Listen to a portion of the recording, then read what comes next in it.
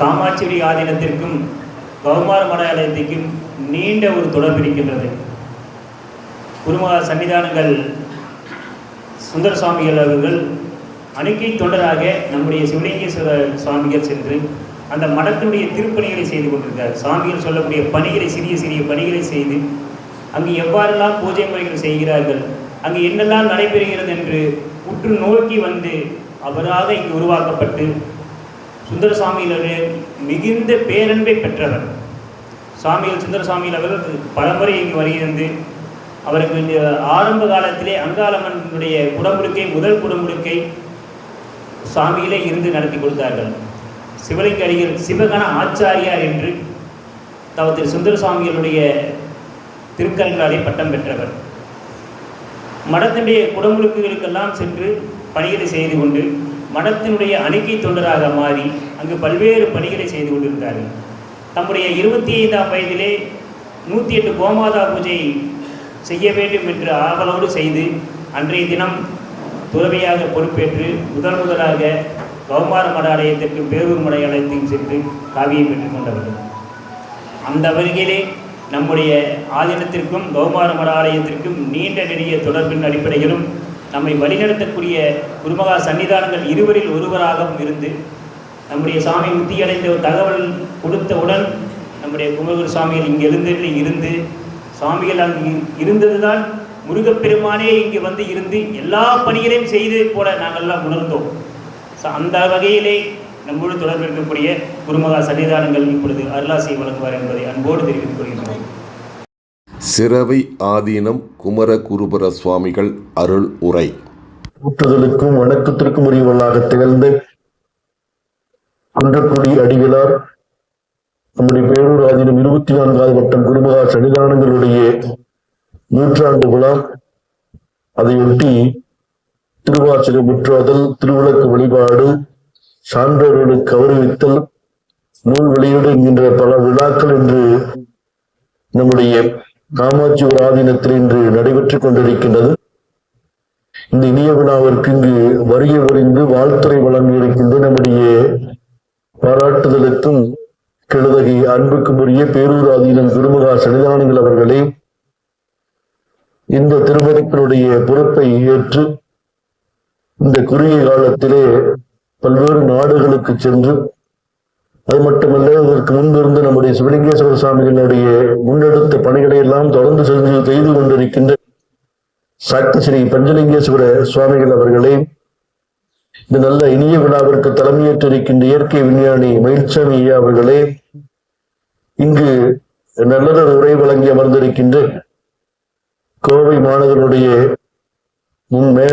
Mayor முன்னாள் அமைச்சர் சேமா வேலுச்சாமி அவர்களே, இங்கு நூல் வெளியிட்டு சென்றிருக்கின்ற அர்ஜுன் சம்பத் அவர்களே, நூல் பெற்றுக்கொண்டு உரையாற்றி இருக்கின்ற ஜனேந்திரன் அவர்களே, இங்கு நம்முடைய திருமண தொண்டர் சக்திவேலுக்கு விருதுகள் வழங்கி சிறப்பு இருக்கின்ற கந்தசாமி ஐயா அவர்களை, வரவேற்புரை எழுதியிருக்கின்ற சிதம்பரம் உள்ளிட்ட இந்த திருவாசகம் முற்றுதல் செய்திருக்கின்ற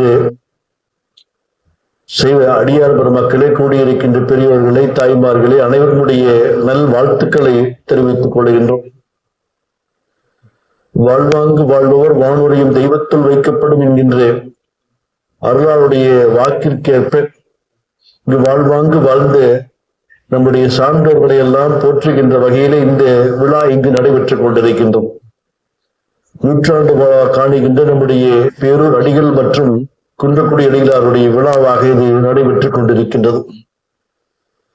சென்ற நூற்றாண்டிலே அவர்கள் செய்த சமய பணி, சமய புரட்சி என்றே சொல்லலாம். ஒரு 60 ஆண்டுகளுக்கு முன்பு திருநெறிய தமிழ் வழிபாட்டை முன்னெடுத்தார்கள்.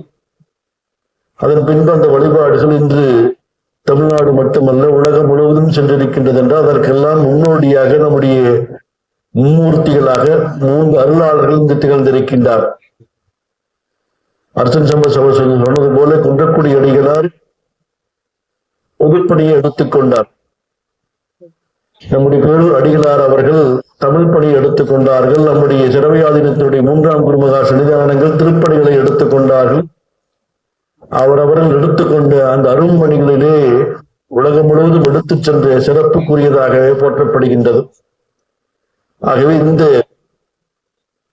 95 ஆண்டுகளுக்கு மேல் வாழ்ந்தவர்கள் நம்முடைய பேரூர் அடிகள் அவர்கள். அவருடைய அரும்பணிகளை எல்லாம் நாம் நினைத்து பார்க்கின்ற பொழுது வியப்பாக இருக்கின்றது.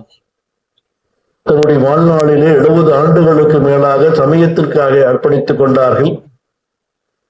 அந்த அர்ப்பணிப்புக்கெல்லாம் காரணமாக முதன்மையாக இருந்தவர்கள் சிரவையாதீனத்தை தோற்றுவித்த ராமானந்த அடிகள் அவர்கள். சிரவையாதீனத்தினுடைய குறுமுதல்வர் மகான் வண்ணச்சிரவை தொண்டமானி சாமியினிடத்தில் உபதேசம் பெற்று அவர்கள் கௌமார மடாலயத்தை 1880 ஆண்டிற்கு பின் அவர்கள் தோற்றுவித்தார்கள். அதன் பின்பு இந்த பகுதியிலே இருக்கின்ற மக்களை எல்லாம் சமய நன்னெறியில் ஆட்படுத்திய பெருமைக்குரியவர்களாக திகழ்ந்தவர்கள் ராமானந்த சாமிகள். அவர்களை முதலாக சந்தித்து அவரிடத்திலே சிறிது காலம் அவருக்கு மாணாக்கராக இருந்தவர்கள் நம்முடைய பேரூர் ஆதீனத்தின் 24வது பட்டமும் 3வது குருமகா சிரவை ஆதீனத்துடைய 3ஆம் குருமகா சன்னிதானங்கள்.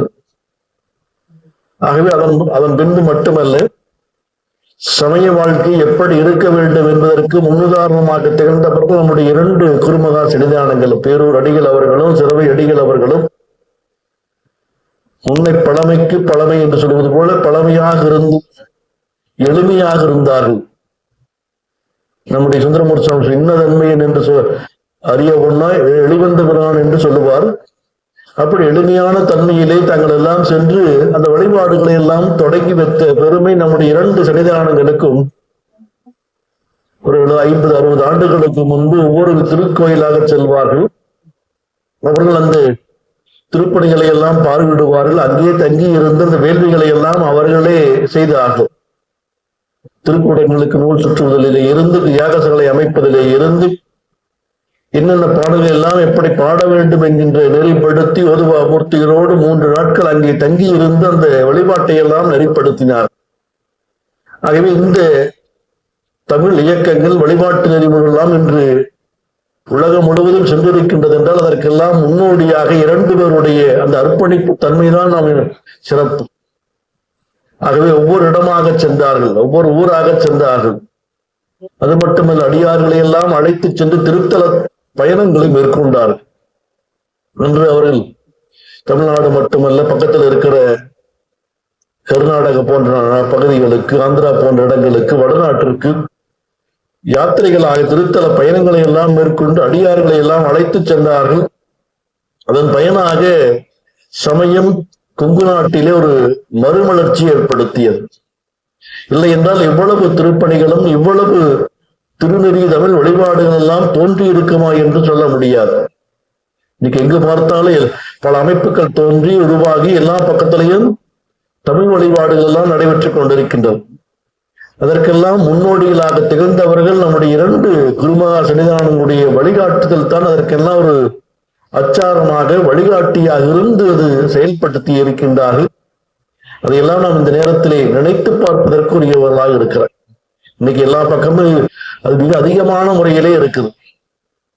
பேரூர் அடிகளுக்கு குருமகா சன்னிதானங்கள் 24வது பட்டம் சொல்லிட்டே இருப்பாங்க. திருமணத்திலேயே இருக்குது, நீங்க வெளியிலேயே போயிட்டு இருக்கிறீங்களேன்னு.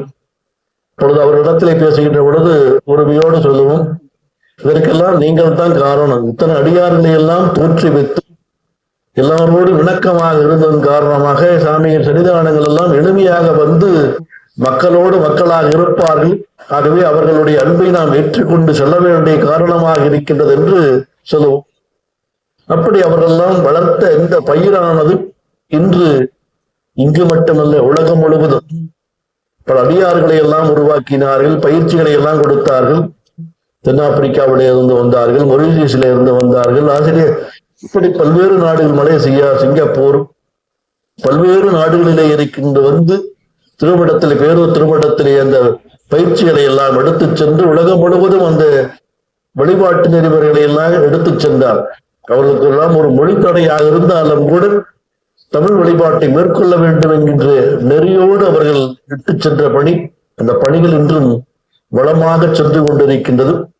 அவர்களுடைய காட்டிய வழியிலேதான் நம்முடைய சிவலிங்கேஸ்வர சுவாமி அவர்கள், பஞ்சலிங்கேஸ்வர சுவாமி சொன்னாங்க, இளம் வயதிலேயே தன்னை திருமணத்தோடு இணைத்துக் கொண்டார்கள். அடியார்களோடு, நம்முடைய திருமணத்திலே இருக்கின்ற அடியார்களோடு விளக்குப்பாறை சுவாமிகளோடு அவர்கள் இளம் வயதில் 15-20 வயசுல எல்லா கோயிலுக்கு போவாங்க. அங்கேயே குண்டத்தில் உட்கார்ந்து வேலு வழிபாடு எல்லாம் செஞ்சாங்க. அதன் பின்பு அன்னையினுடைய பேர் குருடியினாலும் குருபொருளாலும் அவர்கள் இந்த இடத்திலே வந்து ஒரு 30 ஆண்டுகளுக்கு முன்பு இந்த திருமடத்தை தோற்றுவித்து 30 ஆண்டுகளிலே மிகப்பெரிய ஒரு மறுமலர்ச்சியை இந்த பகுதியிலே தோற்றுவித்தார். ஒரு சாதாரணமாக இருந்த அங்காள பரமேஸ்வரி திருக்கோயில் அதன் பின்பு பல்லடத்திலே நவக்கிரக கோட்டை என்கின்ற கோட்டையை அமைத்தார்கள். அதன் பின்பு அழகான முறையில் 51 சக்தி பீடத்திற்கு கல்லினாலே திருக்கோயில் கட்டினார்கள். அது மட்டுமல்ல, உலகம் முழுவதும் சென்று அந்த குறிப்பாக மலேசியா போன்ற நாடுகளுக்கெல்லாம் சென்று சமயத்தை பரப்பினார்கள். சலேந்தர் நல்லா சொன்னது போல அவர்கள் எல்லா இயக்கங்களுடைய அமைப்பினுடைய கூட்டங்களுக்கு செல்லுவார்கள். எதற்கும் அச்சப்படாமல் அவர்கள் உரையாற்றுவதிலே தைரியமாக உரையாற்றினார். எங்களுக்கெல்லாம் கூட கட்டுப்பாடுகள் இருக்கு, ஆனால் அவருக்கு அப்படி இல்லை. எந்த மாடையாக இருந்தாலும் சரி, யாரு இருக்கிறாங்கன்னு பார்க்க மாட்டார். உடனே அந்த இடத்திலே எதை சொல்ல வேண்டுமோ அந்த கருத்துக்களை சொல்லி ஆணித்தரமாக சொல்லி அதை வலியுறுத்துவார்கள். ஆனால் அவருடைய இளம் வயதிலேயே அவர் மறைந்தது இந்த அமைப்புகளுக்கெல்லாம் ஒரு பெரு இளம் எல்லா பக்கம் போவார். நாங்கள் கூட கட்டுப்பாடோடு இருக்கிறதுனால குறிப்பிட்ட இடத்திற்கு செல்லுவோம். மற்ற கருத்துக்களை எல்லாம் கேட்பார்கள், அவர்களுக்கு வழிகாட்டியாக இருக்கும். அது மட்டுமல்ல, எல்லா திருமணத்திற்கு எங்கெல்லாம் இடங்கள் இருக்கின்றதோ அவரே நேரிலேயே சென்று அவளை எல்லாம் சந்தித்து தன்னுடைய வளர்ச்சியிலே அவர்களோடு இணைந்திருந்தார். பெரிய மடங்களாக இருந்தாலும் சரி, சிறிய மடங்களாக இருந்தாலும் சரி, துறவிகளாக இருந்தாலும் சரி, எங்கெல்லாம் இருக்கின்றார்களோ அவர்களை எல்லாம் இடத்திற்கெல்லாம் சென்று அந்த மடங்களிலே அவர் தன்னை இணைத்துக் கொண்டு அந்த சமய பணிகளை எல்லாம் மிகச்சிறப்பான முறையிலே குறுகிய காலம் 30 ஆண்டு எங்களுக்கெல்லாம் கூட ஒரு பின்புலம் இருக்குது. மூதாதையர்கள் எங்களுடைய பெரியவர்கள் எல்லாம் இருந்தார்கள். அவருடைய வழியிலே நாங்கள் எல்லாம் வந்தோம். ஆனால் அவருக்கு எந்த ஒரு பின்புலமும் இல்லை. அவரே தன்னை வளர்த்து கொண்டால் அவருக்கு அதற்கு பின்புலமாக பகுதியிலே இருக்கின்ற பல சான்றோர் பெருமக்கள் எல்லாம் ஆடிட்டர் போன்றவர்கள், திருப்பூர்ல இருக்கிறவங்க, ஆர்விஎஸ் போன்றவர்கள், திருப்பூர்ல இருக்கிற அன்பர்கள், இன்னும் தம்புரான் சபையில பல பேர் உருவாக்கி அவர்கள் இன்னைக்கு வெளியில போயிருக்கிறாங்க. இப்படி பலருடைய இந்த திருமணமானது, இந்த பீடமானது ஒரு வளம் பெற்றிருக்கின்றது. அவருடைய நல் பணிகளை நம்முடைய பஞ்சலிங்கேஸ்வர சுவாமிகள் தொடங்கி இருக்கின்றார்கள்.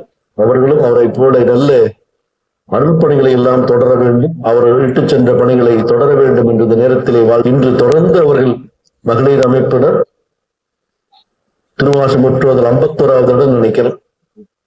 சாமியுடைய 100ஆண்டு விழா ஒட்டி 100ஆண்டை நிறைவு செய்ய வேண்டும் என்கின்ற பெரும் நோக்கத்தோடு அவர்கள் தங்களுடைய குடும்ப பணிகளை எல்லாம் விட்டு ஒவ்வொரு நாளும் ஒவ்வொரு திருக்கோயிலிலே அந்த பணிகளை எல்லாம் தொடர்ந்து செய்து வருகின்றார்கள். அந்த அவர்களுக்கும் இந்த நல்ல விழாவை சிறப்பான முறையில் எடுத்திருக்கின்ற இந்த ஆதீன தொண்டர்களுக்கும் இதில் கலந்து கொண்டவர்களும் எல்லாம் உள்ள வழிபடுகிறவர்களாகி முருகப்பெருமானுடைய திருவருளாலும் குருவருளாலும் எல்லாரும் எல்லா வளங்களும் பெற வேண்டும் என்று வாழ்த்தி நிறைவு செய்கின்றோம். திருச்சி 44வது குண்டம் பெரும் திருவிழாவுக்கு அன்போடு அழைக்கப்படுகிறார்கள். உங்கள் வாழ்நாள் கனவு காத்திருக்கிறது. வீடு கட்ட தகுதியான இடம் மிக குறைந்த மனைகளே உள்ளன. ரத்தினம் கல்லூரி அருகில் 100 அடி ரோட்டுக்கு முன்புறம் சொந்த நிலம் வாங்க சரியான இடம். கார்ப்பரேஷன் லிமிட்டில் உள்ளது. டிடிசிபி அப்ரூவ்டன். சுந்தராபுரம் மதுக்கரை ரோடு மேம்பாலம் அடியில். 9894787369. வீடு கட்ட 90% லோன் ஏற்பாடு செய்து தருகிறோம்.